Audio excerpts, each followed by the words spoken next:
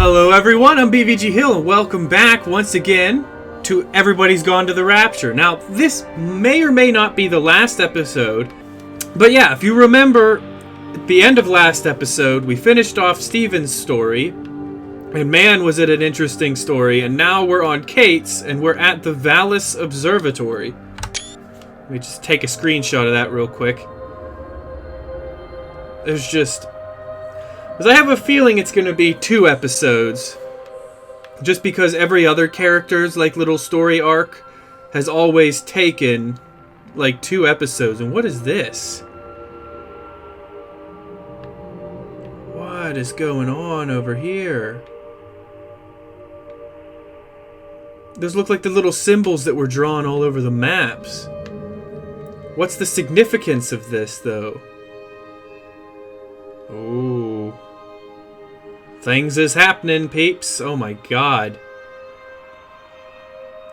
What does it mean? Oh my. And if you notice, the little energy lines were all going in there. Oh boy. I feel like things are about to get insanely interesting. Oh, that's a flower up there. I thought that was like something moving, like an animal or something. Got really excited for a second. What do we have going on over here? I definitely want to thoroughly explore everything in the observatory, because this is where a lot of shit went down, and there's more crazy stuff. Kate, what have you been up to? You've been up here going crazy. Dead birds in circles. It's like almost like some kind of ritual. Oh. On the plane, Stephen leaned across me and pointed out the window. Was there one of these in the other shed? He said, "That's home." But all I saw were patches of color. I don't think until this moment that I understood that one could contain the other so completely.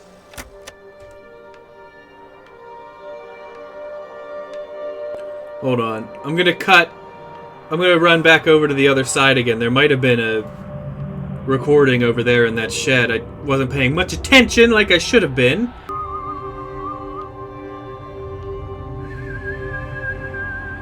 Oh, there is another one. Okay. I'm just a dum-dum. I watched a butterfly dancing in a strip of sunlight. All of its life contained in a single day. The blink of an eye between the ebb of the darkening tide. Lying there with the pattern curled around me, I saw the inevitability. The necessity of presence born from absence.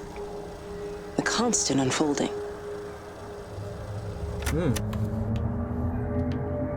It's about to get really deep, I think. Really deep. Alright, so let's get up this road. And I don't know if you guys noticed the tower numbers. I believe Kate mentioned in a few different cutscenes and radio things that there are 6 towers. That's 1 and that's 2. And Tower 6 seemed to be the one that she was really trying to get to. So, what's this one? Well, I'm just following the lines. Orby seems to be MIA. Don't know what exactly happened to him. Can't go into any of these towers, it seems. Jeez, oh man. I wish I understood what any of this stuff meant. Like, I wish I was really mathematically inclined so I could just look at this and know exactly what it is. If anyone's watching this that is good at math, let me know in the comments what you think these things might be. I mean, it's kind of hard to read. It's a little pixelated, but if you see it and recognize it and know what any of this means, let me know in the comments. Oh, she was taking pictures of Orby all around. But hey, I think I went to all of these different places. Some of them look familiar, at least. Can I go in here? No? Can't open the door? Is there a radio? Ah, yes, there is a radio. It's just turned around, so it's kind of hard to tell what it is. I know it didn't mean to hurt any of them. I try and explain why Lizzie tried to leave with her child and why it was wrong to stop her. I try and explain that much of what it did was wrong. It shows me Stephen and Lizzie together. And I'm happy for them. Oh. Frank walks his fields with Mary. Wendy and Edward nest together in the orchards of their love. Jeremy lies at peace with his God at last. All of them are happy because they are together. I understand it better now. It is a collector of time. No butterflies.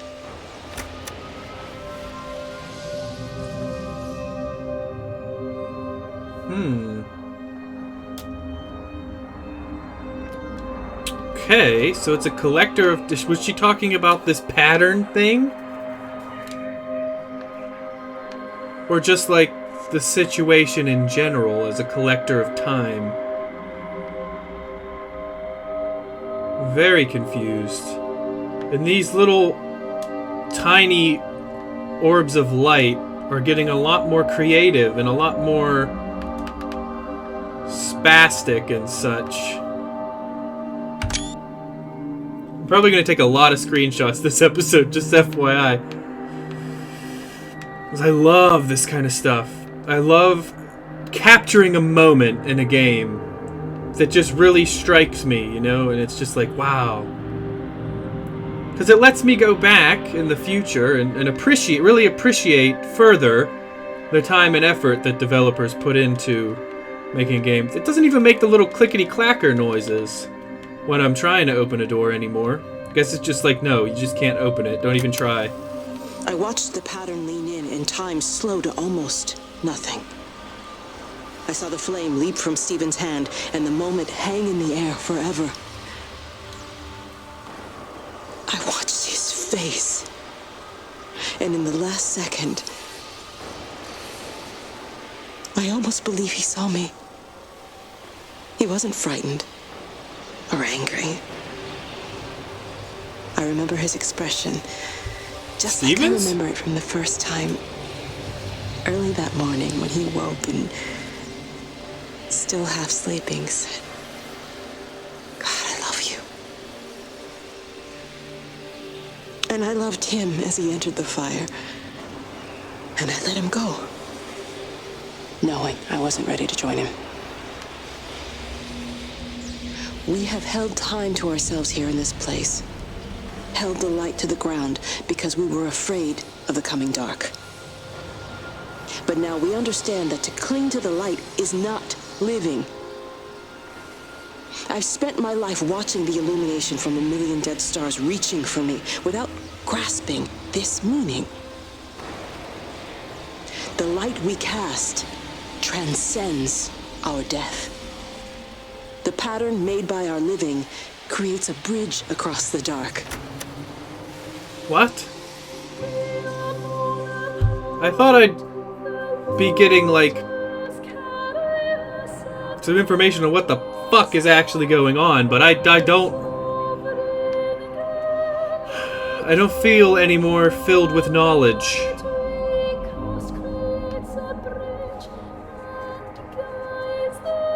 I still don't feel like I have, oh my. Kate, I think you really developed a problem? Oh, that's white paint. I thought it was chalk. It's even more impressive if you did that all in paint.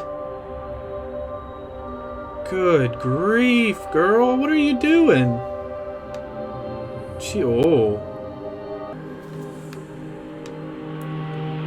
The hell is going on here? We're Tower 5. It reaches out from the shadow of the tower, across the observatory, over the valley, and consumes the world. Everything is light now. Everything has come to rest. The world is scored by the traces we carved into it. Our presence is everywhere, the bridge joining our stories. This world existed before we came to it, and it will continue without us. In the empty fields and houses, our traces radiate, and others will come to dance in the light we cast. We can slip away gently, unafraid, knowing that everything will continue.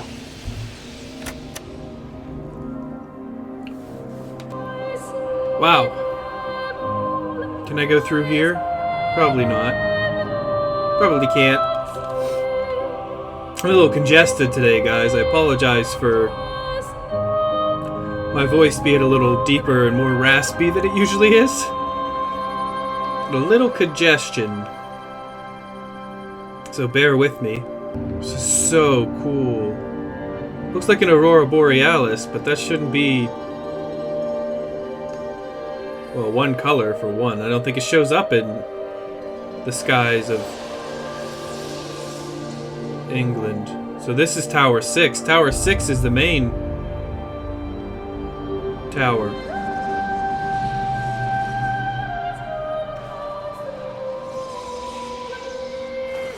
I have this feeling something big is about to happen.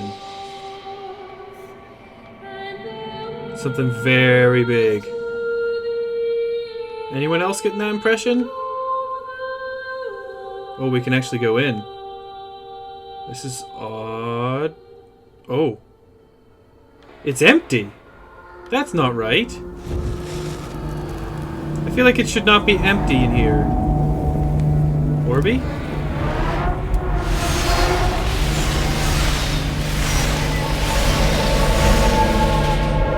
Oh, come on. Hold it, hold it, hold it, hold it. Hold it! Gotcha! Oh.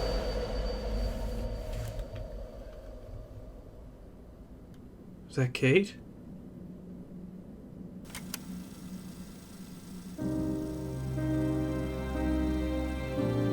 The end is coming now. I'm not afraid. We have each other.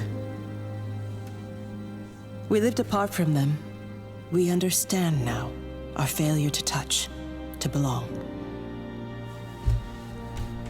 But it doesn't matter anymore. Everybody is gone, and we will join them. Is everything warping? We are born apart. Driftwood on the banks of an endless dark ocean, and we will be carried away by the swell soon enough. But in between, in the single day of living, that dancing in a strip of sunlight, we can find what we miss. The love that makes us whole. Wow. The imminence. Everybody found their other. This pattern is mine. So she kind of fell in love with it in a way. Not unheard of for a scientist to fall in love with their work.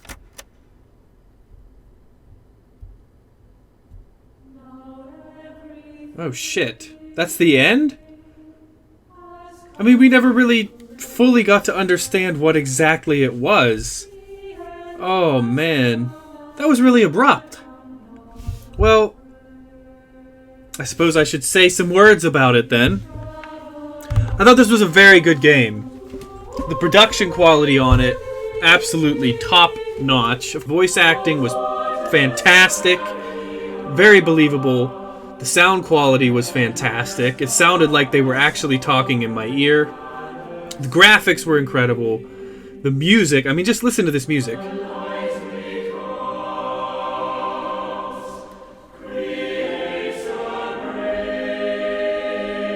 Beautiful. Absolutely beautiful. The story was great, albeit a little vague. I would have liked to get a little more closure and more information on what exactly this pattern was, but I can also understand from their point of view they wanted it to be kind of mysterious, because it's realistic that way. Because, I mean, think about it. When you're investigating something like this, chances are you're not going to get all the info. You know, most games kind of spoil you and make your character really lucky, and you run into anything you could ever want to know about it throughout the course of the story in the game.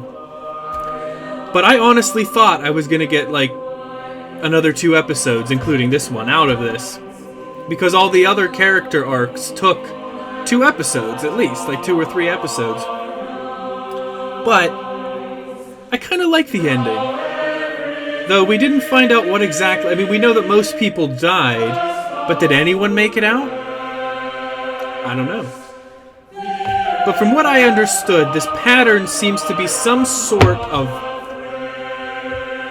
being, sentient being, that can travel through basically anything. And it infects people in a way, and eventually kills them. And it didn't know that what it was doing was wrong. It was just doing what it was supposed to do, what it was meant to do. And I'm not entirely sure what that was either. I mean, Kate cryptically mentioned that it was making a bridge of light through the darkness, but why? You know, just a lot of questions. And it makes me hope that there's going to be another game. I mean, I kind of doubt there will be. This doesn't seem like the type of game that's going to, like, have a sequel to it, but I would so love to get more information on what exactly it was, because it was very lacking as far as that's concerned. That's the only complaint the lack of info on what the pattern was and what exactly happened. Oh, credits again. The lack of information on what exactly the pattern is and what exactly happened to everyone is my one complaint. And the only other complaint I have is that your character walked so slow. And I feel like the only reason that they did that was to make their game longer than it actually was. Because if you think about it, if the character in this, which that's another complaint I have, come to think of it, we never found out who the hell we were. Or what we were. Maybe we weren't anything. Maybe it was just, you know, we were just a window into what happened. I don't know. But like, back to what I was saying, if you think about it, if your character at least jogged, like at a jogging pace, the game would have been over in like 5 or 6 episodes. Because I feel like the speed at which you were able to move throughout the course of this game, it was like tiptoeing through it. Like a snail's pace, and that was kind of annoying, because I just really wanted to get to the next part of the story. I really wanted to find out what was going on, and it just felt like it took ages to get anywhere, especially when you went inside a building or a house, your already meager speed got like cut in half. And you were like taking one step every like 10 seconds. It was just like, Jesus, just let me speed up a little bit. Like if they would have at least made a button that let you move at a swifter pace, even for just a short period of time, that would have been fantastic. At least let me move fast enough to be able to keep up with Orby when he was flying around all over the place, which Orby ended up being the pattern that killed everyone, and we're just following it around willingly, which leads me to believe that we weren't a person. That we were either a part of the pattern or just no one. Just a window for the player to see this story. Just an unrelated bystander. But at the end of the day, I might have just spent a little while complaining, but this was an excellent game. I want to get that apart. I don't think this was a bad game in any way, shape, or form. It was very good, very well made, very well thought out. Kudos to Sony and the Chinese Room for making a good game. I can see why it got such good reviews and why it won a few awards at the gaming shows this year. Definitely deserving. I would highly recommend this game if anyone wants to play and maybe explore a little more than I did. Because a lot of the time I just wanted to get to the next thing. There were a lot of areas that I could have went to. A lot of areas that the game never took me to that you could easily go explore. I'm sure there's tons of stuff that I missed. This seems like one of those games that would be easy to miss a lot of things. Because there were a lot of, like minor little cutscenes and dialogues that I just happened across. Orby didn't lead me to them. I just kind of, you know, like he passed a house down a long driveway, and I said, you know what, I'm going to go down here. And I went down there and got something. I might not have got that if I would have just followed Orby the whole game. So keep that in mind if you want to pick the game up for yourself. Like I said, I recommend it. You might get something extra out of it that you didn't see with this series. So, yeah. That's really all I have to say, so I'm just going to wait till the end of the credits here, and we'll pick up there. Oh, look at that. Is that all the numbers? I feel like that was all the numbers. I feel like that probably...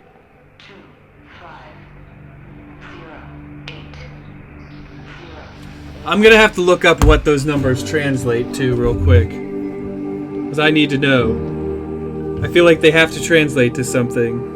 Okay, so it's been deciphered, obviously, because there's always those studious people out there that I wish I had the patience that they do to figure out some of these little secret codes in games. But it's a simple cipher. Each number corresponds with a letter in the alphabet. Like 1 equals A, 2 equals B, such and such and such. And it translates to... In the wake of human beings' death, what survives is a set of afterglows, some brighter and some dimmer, in the collective brains of those dearest to them. There is, in those who remain, a collective corona that still glows. Douglas Hofstadter said that. And he is a cognitive science professor, with that particular quote coming from his book, I Am a Strange Loop, which deals with the human mind and how it creates an identity of self-perception. Cool. And then there's apparently the sets of numbers on the radios are a separate code that I don't think has been deciphered yet. So that's a mystery that has to remain, I suppose. But yeah, I hope you guys enjoyed this series, and I hope that you enjoyed this episode. And please let me know if there is any games that you would like me to replace this game with in my time slot schedule thing on Saturdays. Preferably a shorter game. And I hope you enjoyed it. And if you did, as usual, make sure to hit that like button down below. If you really enjoyed it, then make sure to hit that subscribe button also down below to get more content from this guy right here. And feel free to leave me that comment, letting me know what you thought, what you liked, what you didn't like, and any suggestions for games that you would like to see me play in the future. And last but certainly not least, if this video or this series just blew your mind, then most definitely be sure to share this video with your friends, your family, your loved ones, random people you meet on the street or the internet, whatever floats your boat, and I will see all of you in the next one. See you later!